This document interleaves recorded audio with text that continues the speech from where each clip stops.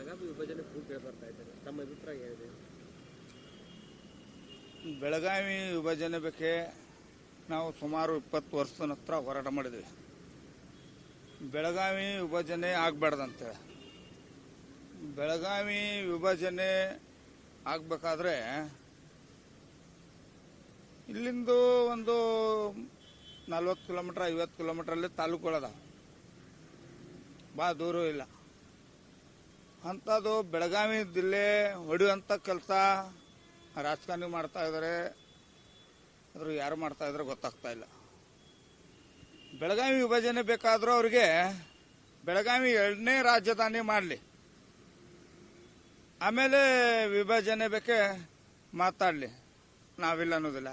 ಯಾಕಂದ್ರೆ ಬೆಳಗಾವಿ ವಿಭಜನೆ ಆದರೂ ಇಲ್ಲಂತ ಇದ್ದಂಥ ಹೋರಾಟಗಾರರು, ಬೆಳಗಾವಿ ಕನ್ನಡ ಪರ ಹೋರಾಟಗಾರರು ಸಾಕಷ್ಟು ಹೋರಾಟ ಮತ್ತು ನಾವು ಮುಂದುವರಿಸಬೇಕಾಗ್ತಿದೆ.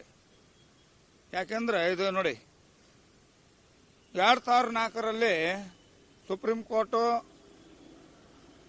ಗಡಿ ವಿವಾದ ಪ್ರಕರಣ ಸೂಕ್ತ ಗಮನಕ್ಕೆ ಇಟ್ಕೊಂಡಿದ್ದಾರೆ. ಹಾಗಾಗಿ ಅದು ಇಟ್ಟಿದ್ದಕ್ಕೂ ಸುಪ್ರೀಂ ಕೋರ್ಟ್ನಲ್ಲಿ ಇದಕ್ಕೂ ಕೂಡ ವಿಭಜನೆ ಆಗ್ಬೇಕಂತ ಎಲ್ಲ ತಾಲೂಕುದಾರ ಬೆನ್ನಚ್ಚಿದ್ದಾರೆ. ಒಂದೇ ತಾಲೂಕಲ್ಲ, ಇದ್ರ ಒಳಗಡೆ ಒಂದೇ ತಾಲೂಕು ದೂರಿದ್ರೆ ಒಂದು 160 ಕಿಲೋಮೀಟರ್ ದೂರಿದ್ರೆ ಕೂಡ ಅಲ್ಲಿದು ಏನಾರು ಒಂದು ಮಾಡಿದ್ರೆ ನಾವು ಅವ್ರಿಗೂ ಬೆಂಬಲ ಕೊಟ್ಟು ಮಾಡಬಹುದು.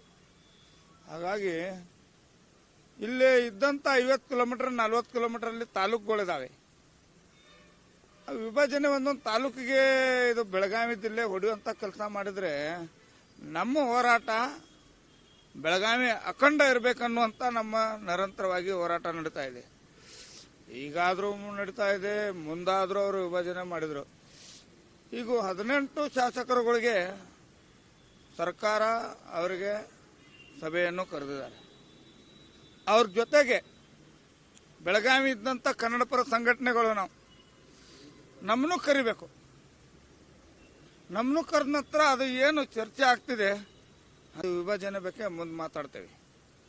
ಇಲ್ಲಾಂದ್ರೆ ನೀವು ವಿಭಜನೆ ಕೊಟ್ರೆ ಅಂದ್ರೆ ಒಂದೇ ತಾಲೂಕಲ್ಲಿ ಅಲ್ಲ, ಈ ಗೋಕಾಕ್ದವರು ನಮಗೂ ಕೊಡಿದ್ದಿಲ್ಲ ಅಂತಾರೆ, ಆಮೇಲೆ ಬೈಲುಂಗಲ್ಲು ನಮಗೂದಿಲ್ಲ ಆಗಬೇಕು, ಆಮೇಲೆ ಚಿಕ್ಕೋಡಿ ಅವರು ನಮಗೂದಿಲ್ಲ ಆಗಬೇಕು. ಅತನಿ ಅಂಕರ ನಾನು ಒಪ್ಕೋಬಹುದು, 160-150 ಕಿಲೋಮೀಟರ್ ದೂರ ಇದೆ. ಅದು ಏನಾರು ಒಂದು ಚಿಕ್ಕೋಡಿ ಅತನಿಂದ ಅದು ಬಾಗಿಂದ ಮಾಡಿ ಅದನ್ನೇನಾರು ತೀರ್ಮಾನಕ್ಕೆ ತಂದ್ರೆ ಮಾತು ಬೇರೆ. ಅತನಿ 150 ಕಿಲೋಮೀಟರ್ ದೂರ ಇದ್ರೂ ಕೂಡ ಅದನ್ನು ಜಿಲ್ಲೆ ಆಗಬೇಕು, ಚಿಕ್ಕೋಡಿ ಜಿಲ್ಲೆ ಆಗಬೇಕು, ಗೋಕಾಕ್ ಜಿಲ್ಲೆ ಆಗಬೇಕು, ಮತ್ತು ಬೈಲುಂಗಲ್ಲೂ ಜಿಲ್ಲೆ ಆಗಬೇಕು. ಇನ್ನೂ ಕೆಲವೊಂದು ದಿನ ಹೋದರೆ ರಾಮದುರ್ಗ ಬರ್ತಿದೆ, ಖಾನಾಪುರ ಬರ್ತಿದೆ.